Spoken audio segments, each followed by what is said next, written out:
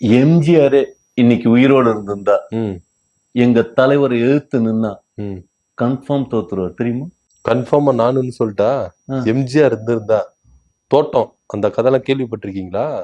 ராமாபுரம் தோட்டம். ரஜினியை கூட்டிட்டு போய் அடிச்சாங்க அப்படின்லாம் கதை சொல்லுவாங்க. அதெல்லாம் பொய் தெரியுமா? அது விஜய் விஷயத்துல உண்மையா இருக்கும். ரஜினிக்கு வேணா பொய்யா இருக்கலாம், விஜய் விஷயத்துல உண்மையா இருந்திருக்கும். ஆனா அடிக்க உங்களுக்கு வரலாறு தெரியாம பேசாதீங்க. ஓ என்ன மக்கள் அன்னைக்கு இருந்தவங்க எல்லாம் எம்ஜிஆர் நேசிச்சாங்க.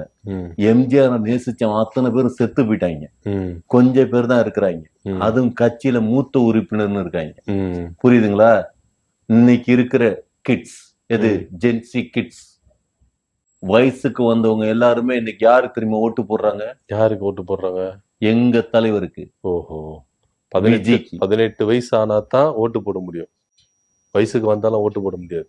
ஹலோ, நாங்க என்ன 8 வயசுலயே வயசுக்கு வராங்கன்னு சொன்னா 18 வயசுல தானே வயசுக்கு வருவாங்க.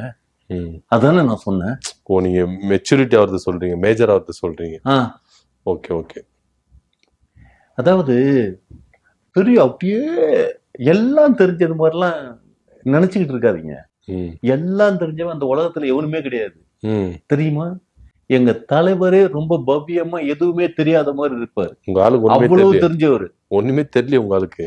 அதான நிதர்சனமான உண்மை.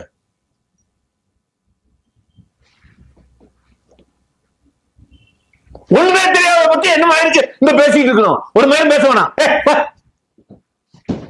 உண்மையை சொன்னா எப்படி கோவம் வருது பாரு.